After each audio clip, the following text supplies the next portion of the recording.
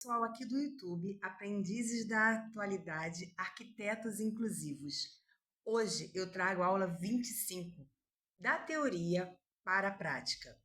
Nós precisamos perceber que dentro da teoria existem vários assuntos importantes e que precisamos lá na frente priorizar a prática para que os nossos alunos possam entender. Vem comigo que eu lhe explico. E aí, perceber as individualidades e adaptar suas aulas. Nós precisamos entender que esses estudantes precisam ser estimulados. Os professores investem em quê? Nessas curiosidades dos alunos. Amplia repertório, mas dentro dos acervos que eles já possuem, que são os acervos bibliográficos, né? E nós temos que construir um acervo. Para isso, eu trouxe uma prática bem legal dentro dessa construção, que mais tarde, lá na frente, a gente vai entender isso mais em questão de jogo, brincadeira. Mas construir um acervo começa a questão de respeitar as experiências próprias, né, prévias dos educandos, para poder fazer uma organização de planejamento. E aí que entra o organograma, que é a literatura de construção dessas experiências que eu também trouxe aqui na prática para vocês. Mas uma prática colocada de forma mais assim, de contextualização, tá? Depois que a gente vai trazer de forma como jogo, brincadeira.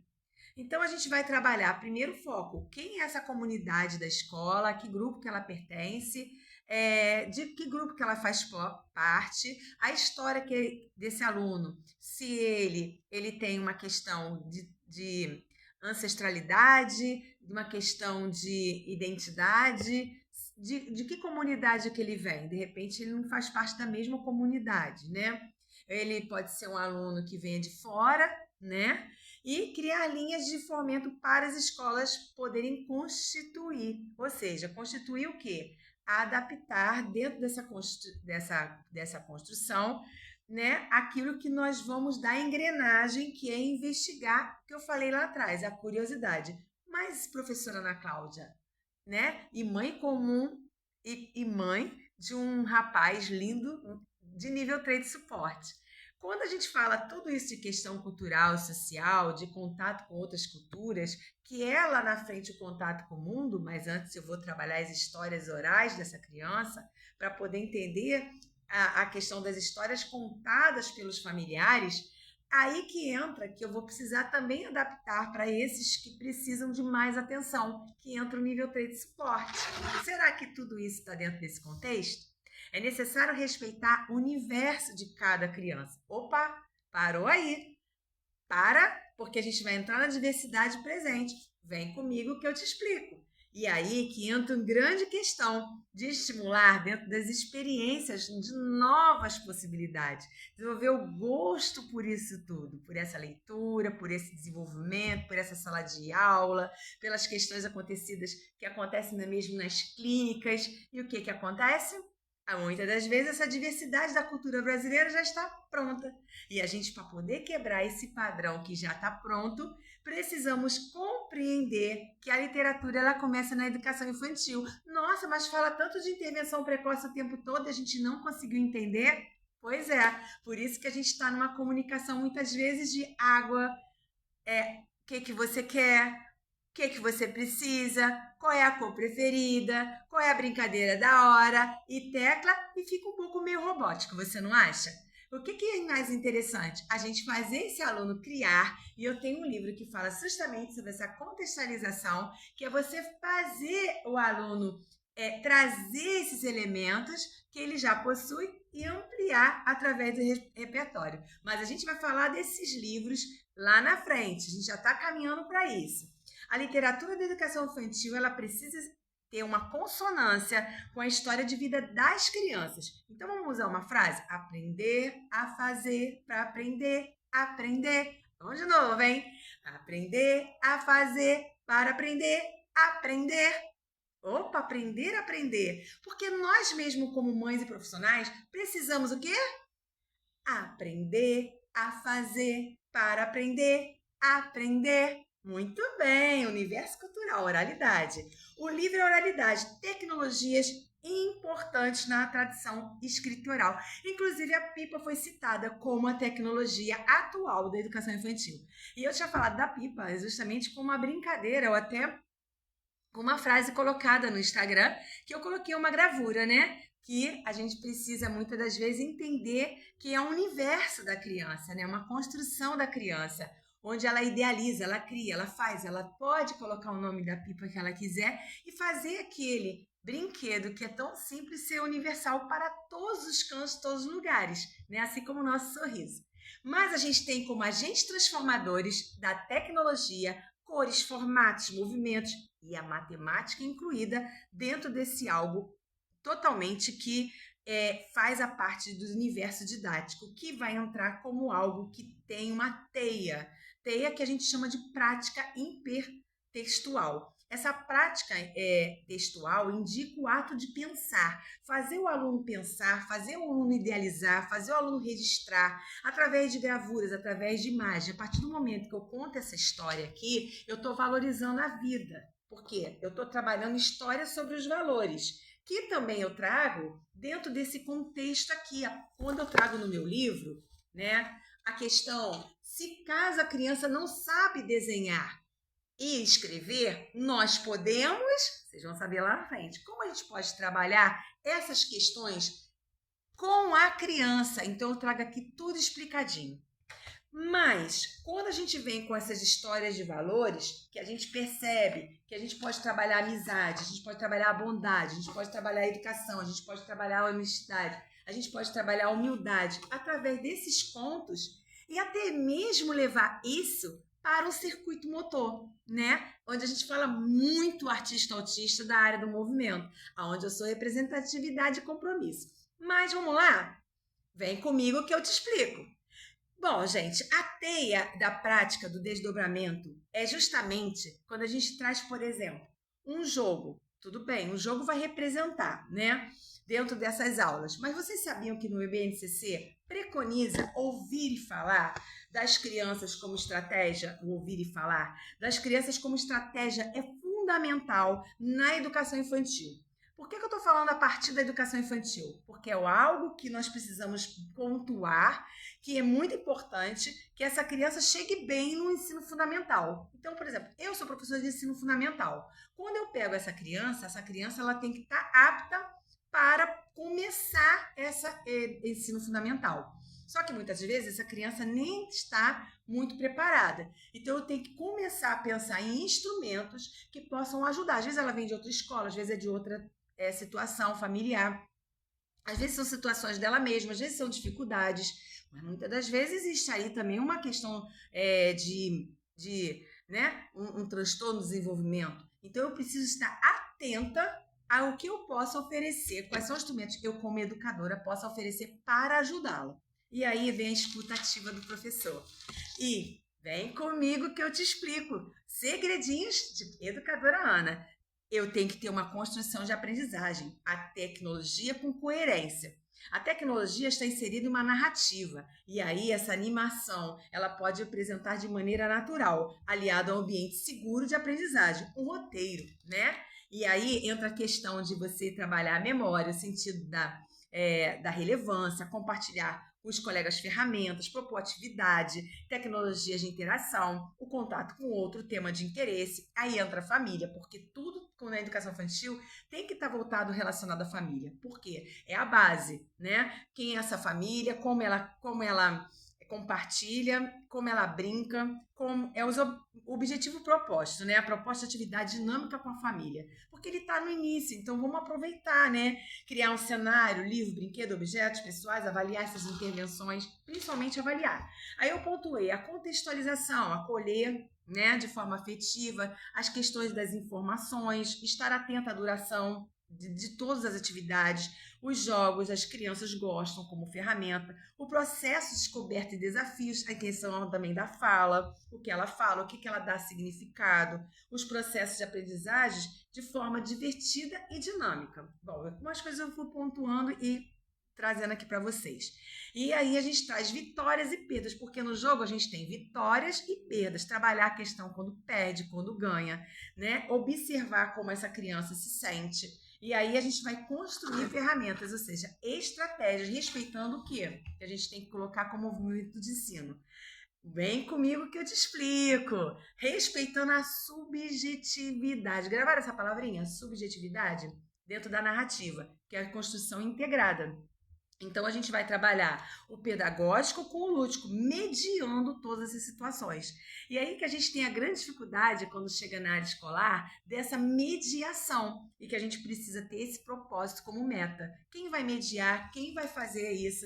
Quem vai ajudar essa criança? Esse acolhimento e, numa sala de aula, o que fomenta as práticas hipertextuais na educação infantil é construída justamente de narrativas, já falei sobre isso, mas são camadas a serem desenvolvidas de forma integrada e que muitas vezes a gente pula essas etapas. Então a gente fala azul, pula no azul, vermelho, ó, tá em alerta. Então muitas vezes a gente sinaliza de forma, muitas vezes, só de identificação e esquece que a gente pode dar vida a essas situações. Né? Planejamento, observação constante nos estudantes, o diálogo com as famílias, o planejamento, a sensibilidade e a questão da socialização, que é uma questão de interação, do brincar, né? Da adaptação de acordo com as necessidades individuais.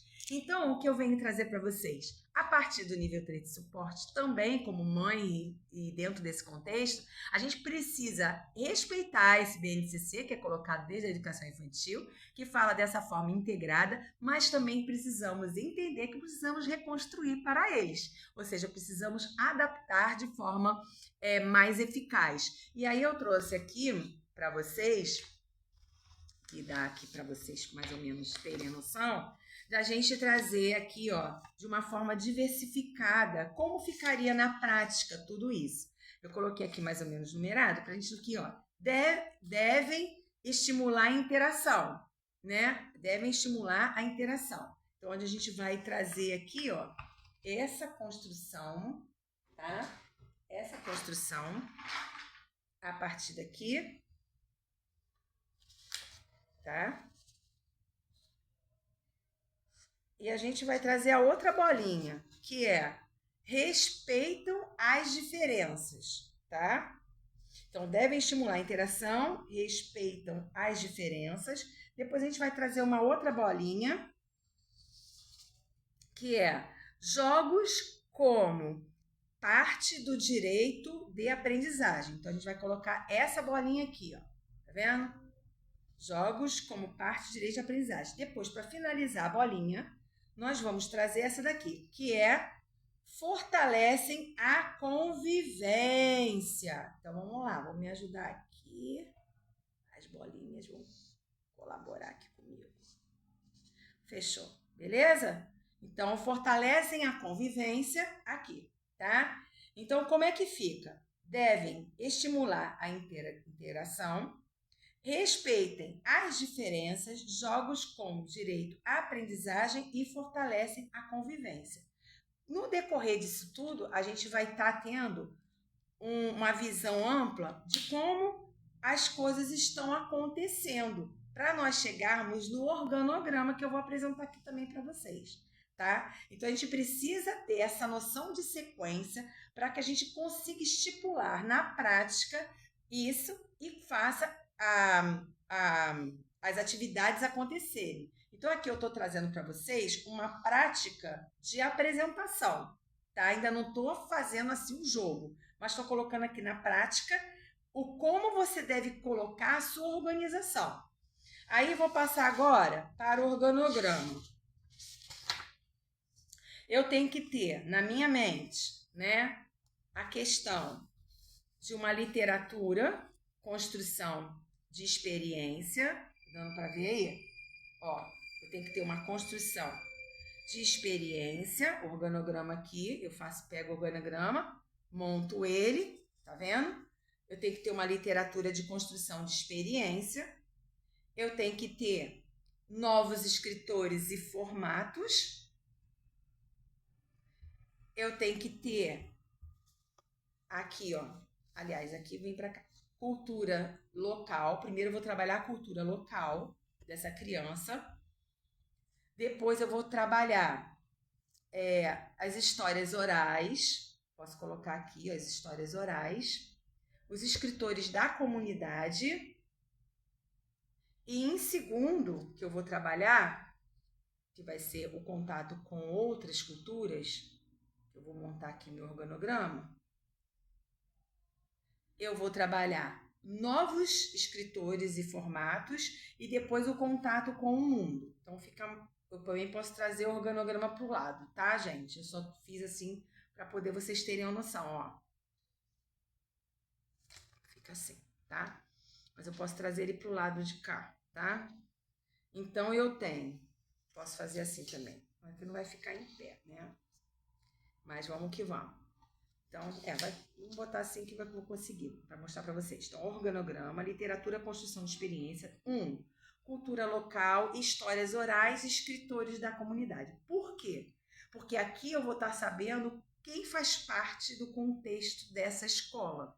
Quais são as pessoas que fazem parte daquele local, né? As histórias daquelas pessoas, as histórias dos professores, as histórias dos alunos.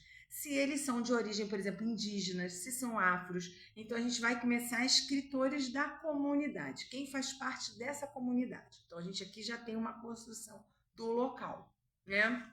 E aí, quando a gente tem um contato com outras culturas, nós vamos criar novos escritores e formatos e nós vamos ter o contato com o mundo, porque aí vão ser outras pessoas que vão estar sendo engajadas nesse outro contexto. Ou seja, que tem outras conexões, né, de outras realidades, de outras vivências, de outras comunidades. Como a gente tem hoje várias conexões dentro desse contexto, né? Várias formas de pensar dentro do contexto, várias formas de ideias, né? E isso é interessante porque a gente começa a perceber que dentro do organograma ele vai crescendo, ele vai se expandindo. Por quê? Ele vai se expandindo? Porque a gente vai tendo outras formas de ideias, outras formas de pensar, outras realidades diferentes, distintas. Então, hoje eu trouxe para vocês, dentro dessa realidade, se chega realmente um aluno com nível 3 de suporte, eu vou ter que adaptar a história da vida dele de acordo com as questões culturais daquela realidade, de acordo com as questões culturais, familiares, né? Muitas das vezes essa criança ela vem de outra escola, então também vou ter que adaptar dentro daquela realidade daquela comunidade já existente. Então a mesma coisa quando já existe uma turma já adiantada, que é aquela turma que já está copiando o quadro, que já está respondendo, que já está assimilando tudo aquilo que é falado pelo professor, e vem um que está ainda precisando de uma construção, é a hora de a gente parar para pensar o que podemos fazer para ajudar aquela criança, né? Dentro daquele contexto, dentro daquela comunidade, dentro daquela realidade. Porque se a escola precisa funcionar, ela não pode parar. A escola não pode parar por causa de um aluno. Então, a gente precisa fazer esse aluno ter uma engrenagem dentro desse movimento para que a escola possa continuar fazendo o trabalho dela. E o que acontece normalmente é que a escola, muitas das vezes, ela para algumas situações por causa de um contexto que não sabem resolver. Então, a gente precisa alinhar tudo aquilo que é falado no BNCC, tudo aquilo que é falado dentro de um organograma, tudo aquilo que é colocado dentro dessas diretrizes, dessa engrenagem que eu acabei de mostrar para vocês, circulares, e colocar em prática aquilo que nós realmente acreditamos, né? Que são através desses contextos reais, de histórias reais, que a gente traz a vivência daqueles que muitas das vezes eles ficam fixos na tela, que muitas vezes eles ficam em casa por ter uma questão, né, de alguma, né, tá fazendo alguma reabilitação ou alguma situação, né? No caso aqui, Mateus usava um tênis especial para conseguir andar corretamente e sentia um pouco de vergonha por isso. Assim, ele estava sempre sozinho. E aí, quando a gente traz essas histórias, que são histórias que baseiam-se na realidade de muitos, que muitos estão sozinhos, porque às vezes sentem vergonha de estar usando ou uma bota, ou um óculos, ou algo que realmente diferencia, né? Óculos até, mas assim, mas existem, né, casos. Mas a gente precisa entender que a gente precisa fazer com que todos se sintam capazes. E para fazer que todos se sintam capazes, a gente precisa criar o quê? Ferramentas, que são os jogos. E para isso, eu vou trazer para vocês os jogos que eu pretendo, né, dentro desse contexto, principalmente quando a gente fala das questões de área motora, de área de sensibilidade, de área de cognitiva, né, das habilidades sensoriais, para que a gente possa compreender melhor tudo aquilo que o artista autista traz na mala e dentro dele, aqui no YouTube, do Aprendizes da Atualidade, Arquitetos Inclusivos. Então, a gente também tem a responsabilidade de trazer isso para vocês de uma forma lúdica, construtiva e contextualizada. Fiquem com Deus, um ótimo domingo, né? Espero que vocês tenham gostado. Curtem, comentem, compartilhem. Eu sou Ana Cláudia Lopes, mãe educadora, mãe de um rapaz, de um adolescente nível 3 de suporte e que sempre quando eu posso coloco aqui algo sobre vocês, sobre a relação, sobre a questão do nível 3 de suporte. Somos muito felizes de sabermos que através dos estudos conseguimos chegar até aqui. Muito obrigada a todos os profissionais, a todos que me acompanham e a todos que fazem parte do Artista Autista. Um beijo para todos, um abraço do artista ao autista.